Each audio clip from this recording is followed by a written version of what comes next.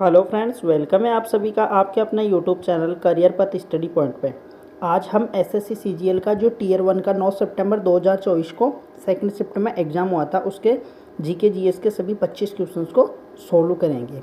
आपको यहाँ पे डेली 12 बजे मंडे टू फ्राइडे जो भी एग्ज़ाम होते हैं, SSC, railway, banking, teaching, non teaching, state exam ना, उन सभी के प्रीवियस ईयर के क्वेश्चंस यहाँ पे आपको मिलेंगे। ठीक है, चलो स्टार्ट करते हैं। क्वेश्चन, कौन सी स्थिति जिसे इक्टेरस के नाम से भी जाना जाता है आपकी आँखों और त्वचा के भाग का रंग पीला कर देती है? तो ऐसी कौन सी स्थिति है? इक्योथियोसिस, पीलिया, एक्जिमा, पेम्पिगस।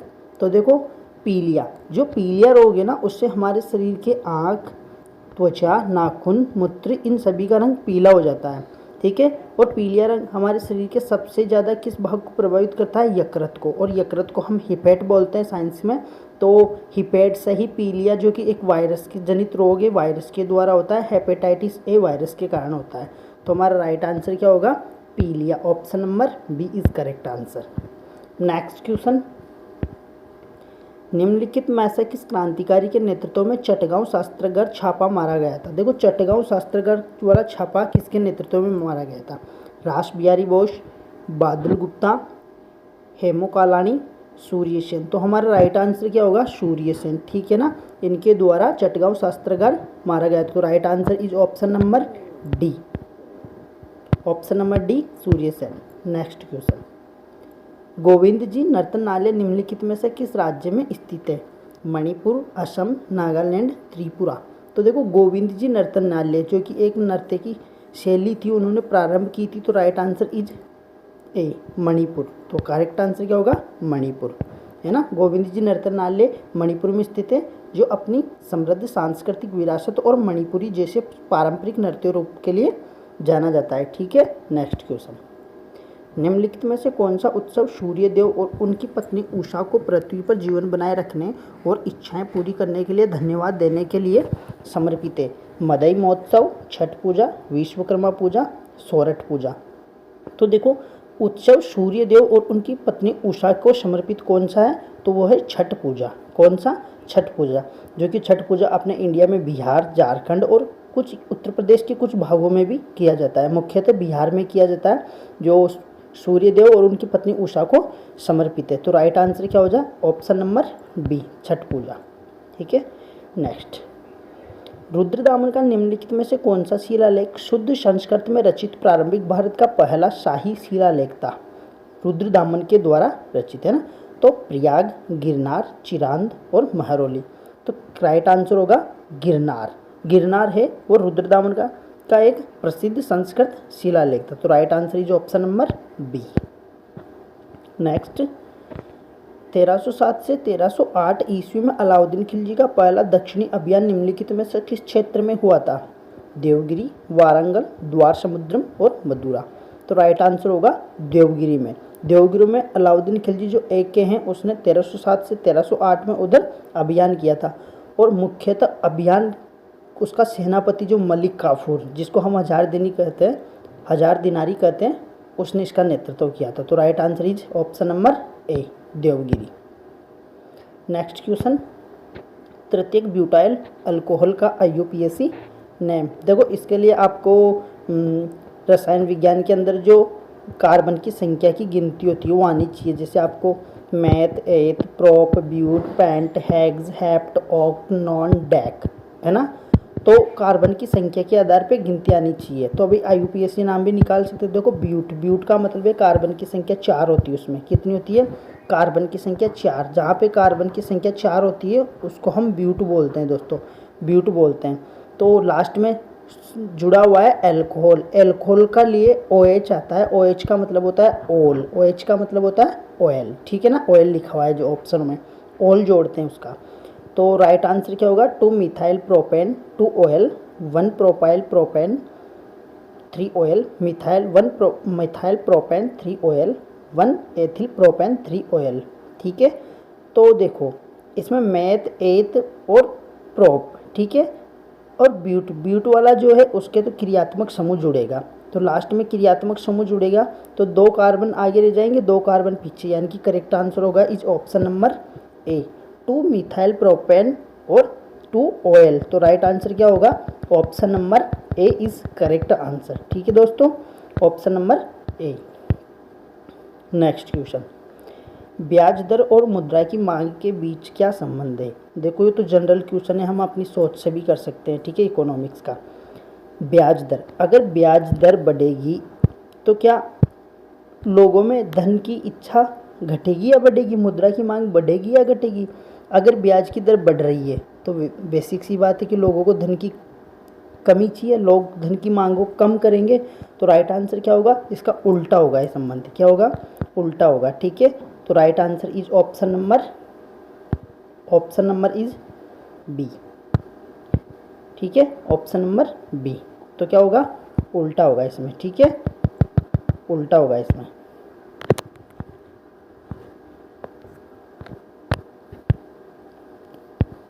नेक्स्ट क्वेश्चन, जब पानी में बिजली प्रवाहित की जाती है तो किस प्रकार की रासायनिक प्रतिक्रिया होती है। देखो पानी का सूत्र क्या होता है, H2O। अगर H2O में बिजली प्रवाहित की जाएगी तो H2O आयनों में टूट जाएगा। ठीक है, ये टूटेगा H2 प्लस O2, अलग अलग आयनों में टूट जाएगा। इसकी -2 संयोजकता होती है, इसकी +1 होती है।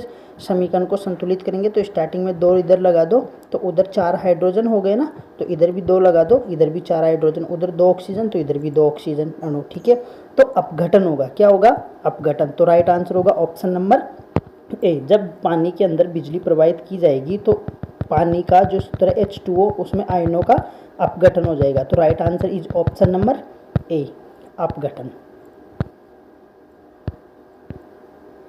नेक्स्ट क्वेश्चन, किस संगीतकार जोड़ी को वर्ष 2020 के लिए राष्ट्रीय लता मंगेशकर पुरस्कार से सम्मानित किया गया है। तो 2020 के लिए, ठीक है, लता मंगेशकर पुरस्कार से सम्मानित किया गया है सचिन जिगर, जतिन ललित, सलीम सुलेमान, आनंद मिलिंद। तो इसका राइट आंसर होगा option number D, Anand Milind. ठीक है, थोड़ा पुराना क्वेश्चन है लेकिन इम्पोर्टेंट क्वेश्चन है। ठीक है, तो right answer is option number D, Anand Milind. Next, निम्नलिखित में से किसी प्रकृति की कार्यात्मक इकाई के रूप में दर्शाया जा सकता है। देखो प्रकृति की कार्यात्मक इकाई, जो प्रकृति की बिल्कुल यूनिट का कार्य करती है। ठीक है, अब यूनिट का कार्य क्या कर सकती है, वाहन, पारिस्थितिकी तंत्र, मानव, पौधे। तो देखो पारिस्थितिकी तंत्र, ये पारिस्थितिकी तंत्र एक छोटा पर्यावरण मान सकते हैं हम इसमें, ठीक, जिसमें सभी प्रकार के जीव आपस में एक दूसरे से कनेक्टेड रहते हैं, है ना। जैसे आपने ऊर्जा प्रवाह का नियम पढ़ा होगा, है ना, आपने एक दूसरे के ऊपर जो जानवर निर्भर रहते हैं उसको पढ़ा होगा, तो वो पारिस्थितिकी तंत्र में सम्मिलित है। तो एक कार्यात्मक इकाई है छोटी। तो right answer is option number B, पारिस्थितिकी तंत्र। नेक्स्ट, भारत के किस राज्य में जल संचयन के लिए कुंड या टांका का उपयोग किया जाता है। राजस्थान, आंध्र प्रदेश, उत्तर प्रदेश, पंजाब। देखो दोस्तों, राजस्थान में हमें पता है कि वहाँ पे लगभग 40% भाग पे तो महान थार का मरुस्थल है। तो वहाँ पे तो शुष्क और आर्द्र शुष्क प्रकार की जलवायु पाई जाती है, बारिश भी बहुत कम होती है। तो पानी की कमी की वजह से वहाँ के जो लोग हैं वो क्या करते हैं, अपने खेतों में या अपने घरों पे, है ना, क्या बनाते हैं, वो कुंड या टांका बनाते हैं, जिसे राजस्थानी भाषा में खादीन भी बोला जाता है। तो ये किस में बनाए जाते हैं, राजस्थान में। तो राइट आंसर क्या होगा, राजस्थान, ऑप्शन नंबर ए। नेक्स्ट क्वेश्चन, महिला प्रीमियर लीग 2023 क्रिकेट का उद्घाटन मैच निम्नलिखित में से किस स्थान पर खेला गया। तो देखो इंपॉर्टेंट क्वेश्चन है, आपको पता होगा कि महिला प्रीमियर लीग जो महिला का आईपीएल है, जिनमें महिला खिलाड़ी होती है, उनके आईपीएल की शुरुआत 2023 से हुई है। ठीक है, और पहला मैच कहाँ पे हुआ था, पहला मैच हुआ था मुंबई में। कहाँ पे हुआ था, मुंबई में। ठीक है, और आपको कमेंट में लिख के बताना है कि अभी 2025 के अंदर जो महिला प्रीमियर लीग हुआ है उसकी विजेता टीम कौन सी है और उसकी कप्तान कौन है टीम की। ठीक है, तो राइट आंसर क्या होगा इसका, मुंबई, जो कि महिला प्रीमियर लीग 2023 क्रिकेट का उद्घाटन कहाँ से हुआ है, मुंबई से। नेक्स्ट, निम्नलिखित में से कौन सा कथन राज्य नीति के निर्देशांक सिद्धांतों के बारे में सही नहीं है, सही नहीं है। देखो ऑप्शन, वे सामाजिक और आर्थिक विकास सुनिश्चित करते हैं, वे स्वभाव से नियोजित है, वे देश के शासन के लिए दिशा निर्देश प्रदान करते हैं, वे सरकार के लिए नैतिक रूप से बाध्यकारी है, देखो राज्य के नीति निर्देशक सिद्धांतों के बारे में आपने कभी पढ़ा है क्या कि वे स्वभाव से नियोजित होते हैं?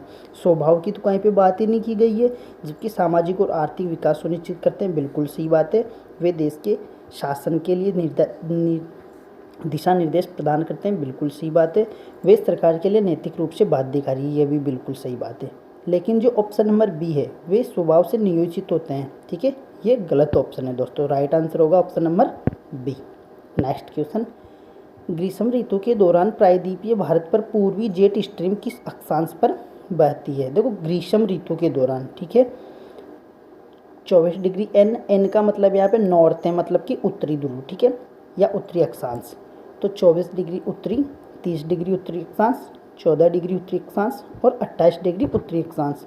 तो देखो ग्रीष्म ऋतु के अंदर जो प्रायद्वीपीय भारत पर पूर्वी जेट स्ट्रीम होती है वो होती है 14 डिग्री उत्तरी अक्षांश के कारण। तो राइट आंसर होगा ऑप्शन नंबर सी। अब आपको मुझे कमेंट में लिख के बताना है कि हमारे जो भारत के अंदर जो मानसून आता है उस मानसून को कौन सी समुद्री जलधारा सबसे ज़्यादा प्रभावित करती है ग्रीष्म ऋतु के दौरान, ठीक है, आपको कमेंट में लिख के बताना है दोस्तों। नेक्स्ट क्वेश्चन, भारत की जनगणना 2011 के अनुसार ग्रामीण भारत में किस राज्य में महिला कार्यबल भागीदारी दर अधिकतम है? हिमाचल प्रदेश, उत्तर प्रदेश, अरुणाचल प्रदेश, आंध्र प्रदेश। तो देखो महिला भागीदारी दर सबसे ज़्यादा अधिकतम रही है ना, वो रही है दोस्तों हिमाचल प्रदेश में। तो right answer is option number A, Himachal प्रदेश।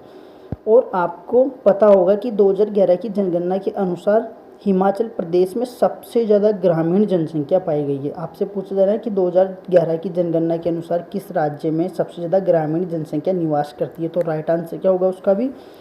हिमाचल प्रदेश होगा, ठीक है। नेक्स्ट क्वेश्चन, 2021 में प्रधानमंत्री ने निम्नलिखित में से किस राज्य में राजा महेंद्र प्रताप सिंह राज्य विश्वविद्यालय की आधारशिला रखी? उत्तर प्रदेश, गुजरात, हिमाचल प्रदेश, नागालैंड। दोस्तों राजा महेंद्र प्रताप सिंह जो कि ये एक खुद एजुकेशन फील्ड से जुड़े हुए थे, ठीक है ना, तो इन्हीं के नाम पे एक विश्वविद्यालय की आधारशिला कहाँ पे रखी गई है? उत्तर प्रदेश में 2021 के अंदर प्रारंभ किया गया था, ठीक है। तो right answer is option number A. Next question, अरबी, फारसी और इस्लामी कानून की अध्ययन को बढ़ावा देने के लिए कोलकाता में मदरसा कब खोला गया? तो देखो अरबी, फारसी और इस्लामी कानून के अध्ययन को बढ़ावा देने के लिए जो कोलकाता के अंदर जो मदरसा खोला गया था वो खोला गया था 1781 में। कब खोला गया? 1781 में। तो option number C is correct answer, ठीक है। नेक्स्ट क्वेश्चन, संविधान का कौन सा अनुच्छेद स्पष्ट करता है कि प्रत्येक राज्य की कार्यकारी शक्ति का प्रयोग इस प्रकार किया जाएगा कि संघ की कार्यकारी शक्ति के प्रयोग में कोई बाधा या पूर्वाग्रह न हो, और संघ की कार्यकारी शक्ति राज्य को ऐसे निर्देश देने का विस्तार करेगी जो भारत सरकार को उस प्रयोजन के लिए आवश्यक प्रतीत हो, ठीक है। देखो क्वेश्चन कहना चाहता है कि ऐसे कौन सी, मतलब संविधान का वो कौन सा अनुच्छेद है जिसमें ये लिखा गया है कि जो राज्य सरकार की जो भी नीति या कार्यक्रम होंगे वो एक केंद्र सरकार की नीति और निर्देशों का क्या करना चाहिए? पालन करना चाहिए, ठीक है। तो इसमें करेक्ट मतलब उनके निर्देशों का विस्तारित होगी जो भारत सरकार को उस प्रयोजन के लिए आवश्यक प्रतीत होगी। तो इसमें राज्य सरकार के बारे में बोला गया है कि राज्य सरकार की कार्यकारी नीति और केंद्र सरकार की कार्यकारी नीति अलग होनी चाहिए, है ना। तो राइट आंसर क्या होगा इसका? इसका राइट आंसर होगा अनुच्छेद 257, ठीक है। इसमें स्पष्ट किया गया है इस बात को। तो right answer is option number C, 257। Next question, निम्नलिखित में से कौन सा कथन हरित क्रांति को सही ढंग से परिभाषित करता है?